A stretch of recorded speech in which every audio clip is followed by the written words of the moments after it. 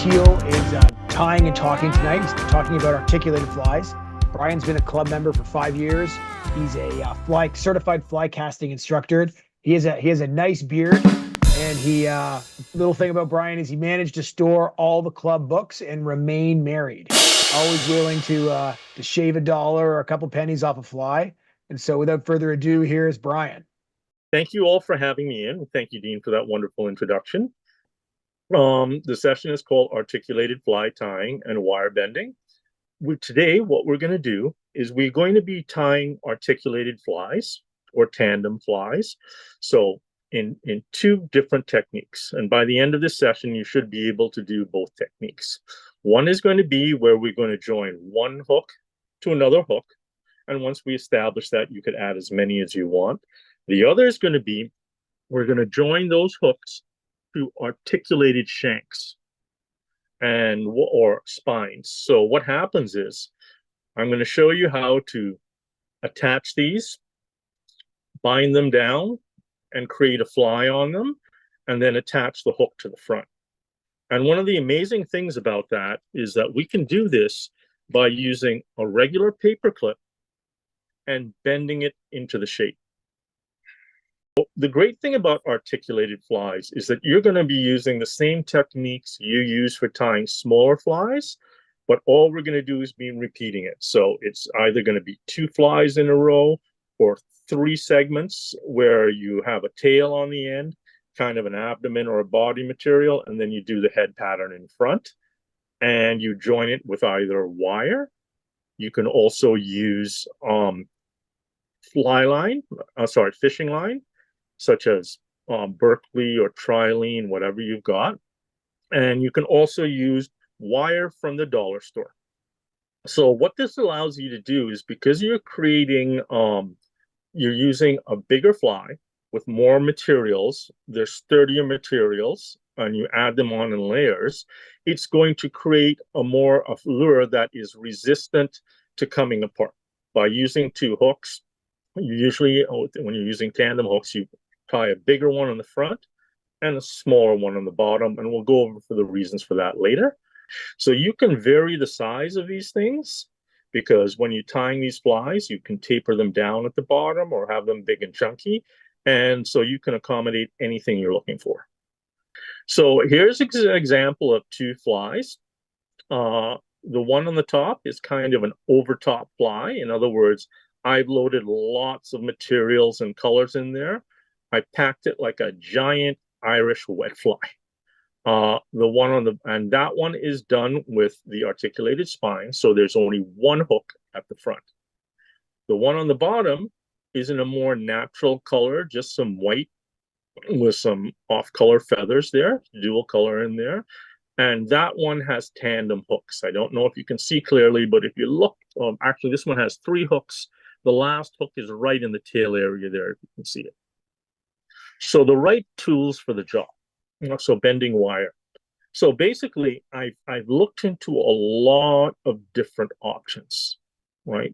The standard things people are using are shark wire, or they're saltwater leaders, and leaders for andromynous fishing. But the most versatile thing I found are paper clips. They come in just the right size. They come in colors. You can get them all metal if you want, or you can get them vinyl coated. And the added advantage is, if they're vinyl coated, you can fish these things in freshwater or saltwater, and they hold up a little longer. They're malleable, easy to bend into shape, and quite affordable. So again, for under $2, you can buy these at the dollar store. You need a needle nose pliers, and there's this one special tool. And even at Walmart, they sell a 3 kit for beading at $10, which has all 3 pliers in it. The hardest thing and we will go through, is that there's a bending requirement that you do the first one, and then the second one is done at a 90-degree angle, right? And you just got to remember to do that. Otherwise, you come out with a product that's not going to work properly when you link it together. I'm going to do it twice, because I'm going to show you the original way, and then some shortcuts I've learned. So as you can see, this thing is really malleable. So the first thing I'm going to do is I'm going to take these beading pliers, and again, these for under $2. And what I'm going to do is I'm going to create the first anchor or loop and closed loop. So the first thing I do is I bend it around, and you don't have to press very hard on this. That's a mistake a lot of people. And I like to make this shape.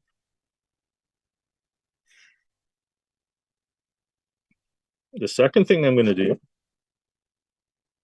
is I create what I call the omega shape. And nobody else shows it like this, but I find there's many ways to bend this. So I'll take the long part and I will, that crossed over. I will bend it back like this. See that? Good.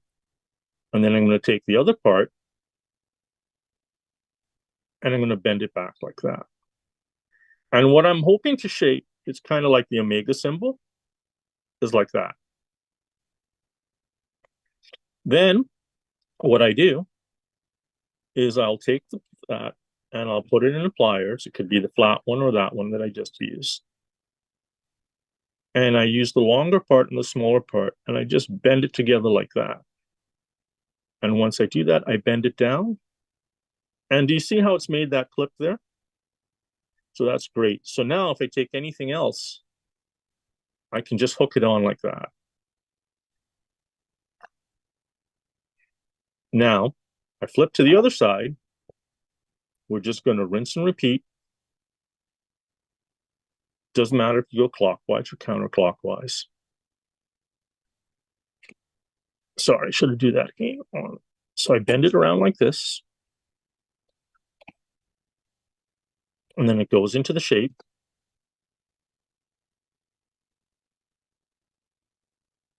Bend it back here. And on the straight part, I have to bend it back like this. See that? Kind of the omega shape. I kind of mucked that one up a little bit. It's hard to do with the camera in between. And then I can even bend it together just using my hands so I can show you. And that does the clip on the other side. You can bend it just round here and cut that off. You can take this part here and cut it shorter.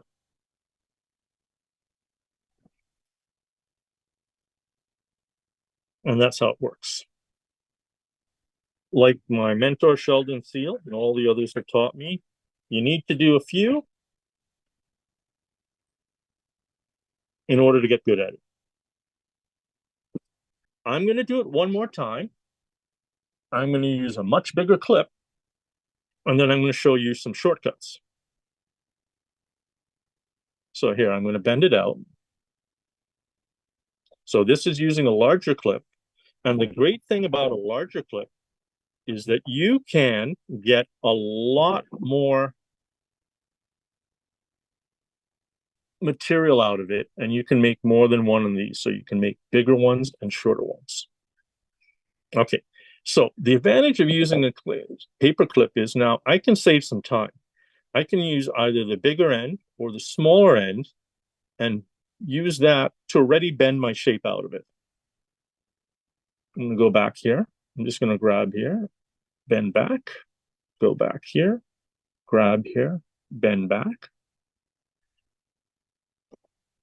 And you see how I have that omega shape again? Great. Go to my flat pliers, put this in here. Look at that now. Doesn't have to be perfect.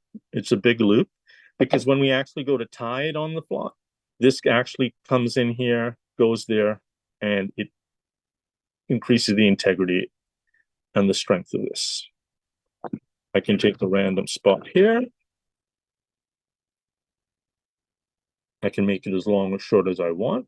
Takes a little time to figure out what your finished product is as far as length goes. I like these, again, dollar store, because you can go anywhere along here and make any size loop I want. So should have practiced in front of the camera. Bend it there. Now, it's best to start on this side first because this is the one, in order to create a loop, you got to have that loop kind of centered and a little over. So I'll go in here, bend it back, go in here, bend it back again. And again, I want to emphasize this point. I'm doing it at 90 degrees.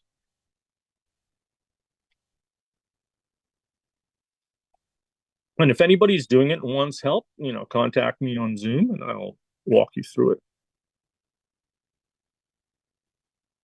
So I can go this small to this large.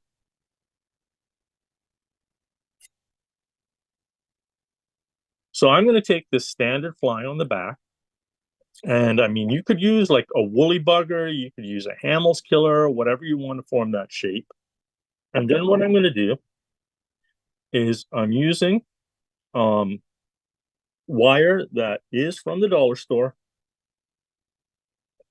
and it's metal wire. And this is great. And the reason I've started to switch the materials is because if the supply chain goes down and they're not restocking the stores very well for fly fishing stuff, you want to be able to get this stuff wherever you can. So I run it through and I put the wire down like this and I make that shape. Okay. So here's the front. So what we're going to do is going to put the hook in here. I'm not going to worry about the barb now. Okay. So this is probably the most important part. You're going to put the wire on here and we're going to wrap it in. But you are going to put 1 or 2 beads, glass beads, as spacing. I apologize because some people probably have done this already years through the club, but I'm going to treat everybody like so. There, we're going to run that through. Love the sound of those beads.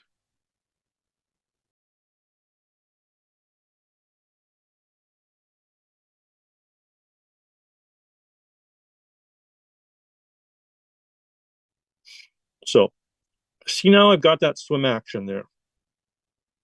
So the beads serve a variety of purposes, which I will show you shortly. And nobody saw me snap that thread.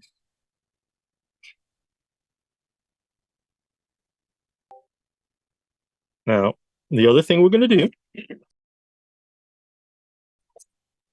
is there's plenty of room here. It's not like tying on a small fly where, you have to worry about every little wrap and every little thing because it's building the bulk on the fly. I make it a habit of doing this like I do my stems. I'm going to bend it back, right? And then secure it in. And I'm going to wrap back.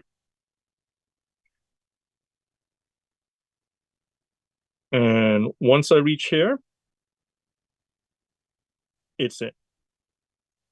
And I can go back as far as I want, and remembering to wrap at an angle as you get to that hook point so you don't split your thread.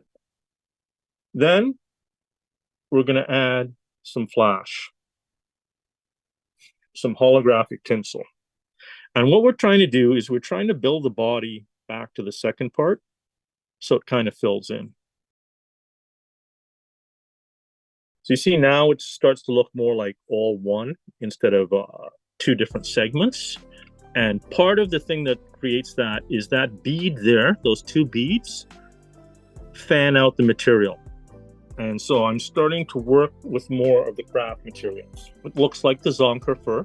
If I want to bulk up the base and make the front one thicker than the back one, I will add in some chenille. Now, I was taught when doing this, always do 2 behind.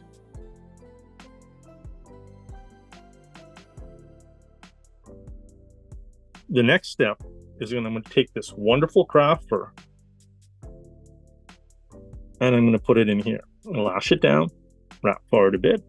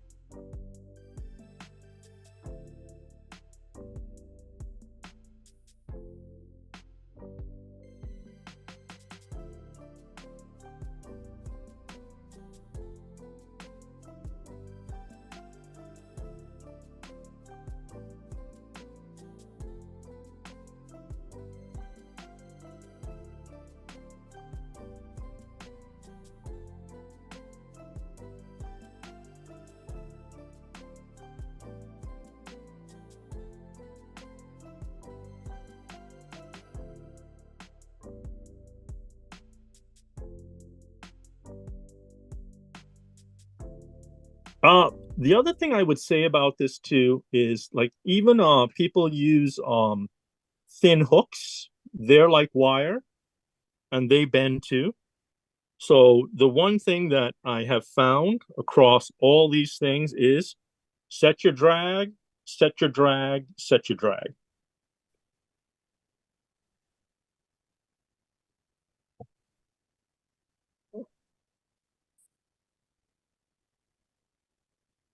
Like if you think about what you're normally fishing for and the fishing line is not as strong as this. Okay, now once I've put this in, see, it doesn't bend as much. I've doubled it over. I'm gonna take the cape, this cape here. I'm just gonna peel off some feathers.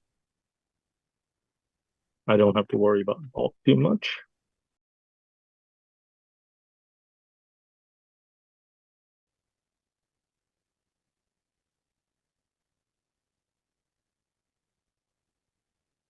And if you were tying, if you wanted like a feather changer, like more feathers and a thinner thing, you would extend this and bend the loops over so it's thinner. And you would just use feathers for tying.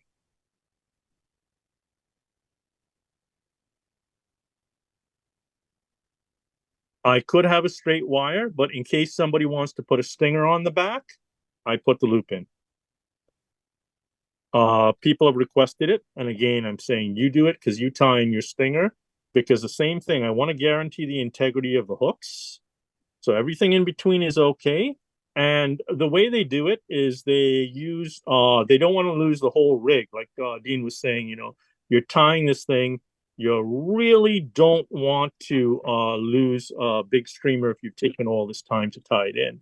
So what you're going to do is you're going to have the cable on the front stronger, and if you want to put a treble hook or something on the back, you can put a stinger on the back or a single hook. They're using it a lot. And the reason you want to do that is so the same reason we do tapered leaders, you lose this part and not all this part, especially if you're hung up on a log, because then you're just going to cry. Okay, so you don't have to put much material in here. Again, this is different because, you know, as fly fishers, we're not used to tying, we're not used to having the big stuff in here. So now I've done the back segment.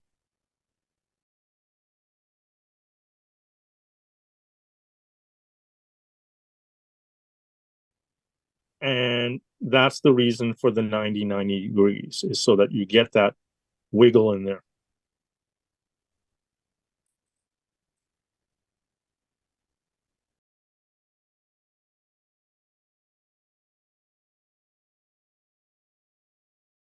Doing that. So I'm just going to go straight on here.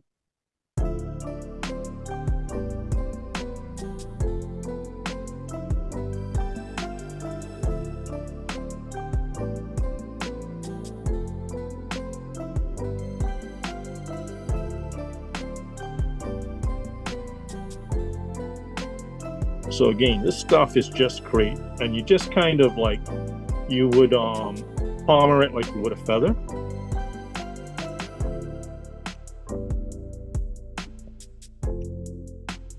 So instead of using the bead right now to create that little bump, I'm going to use that.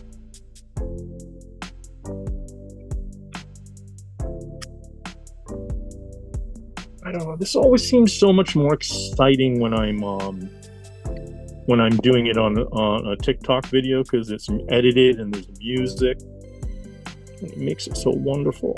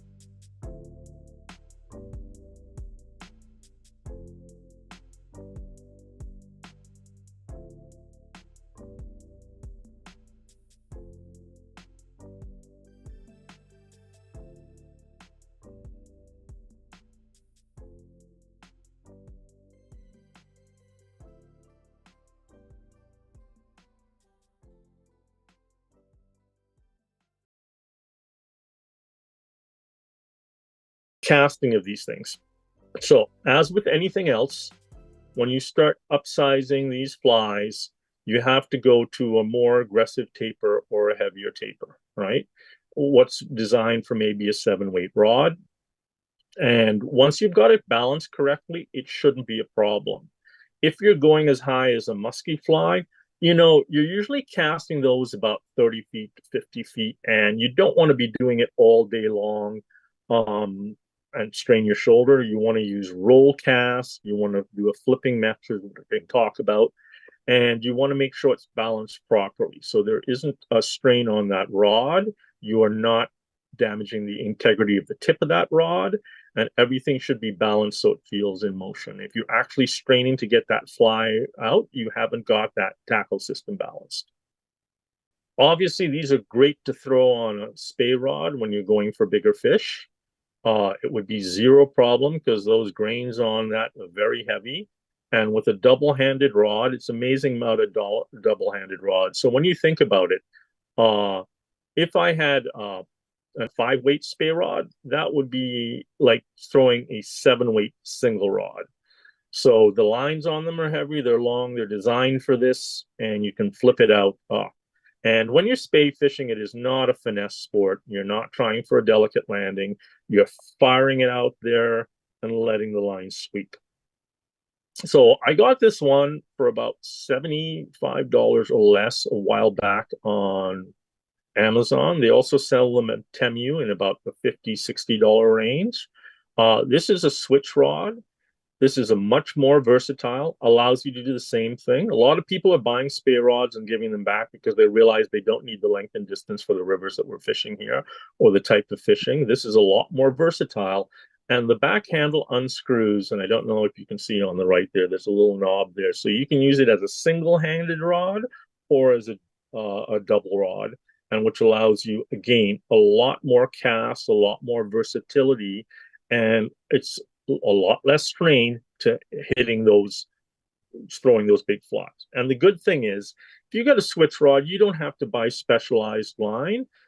You just upgrade one size. So if it was a 7, I would use just a regular 8-weight line, and you can get away with using that because the head is very heavy on it and it'll throw these things easily. These are coming down in price. This is actually an 8-piece travel rod. Okay, and I think we're at the end there now, Dean.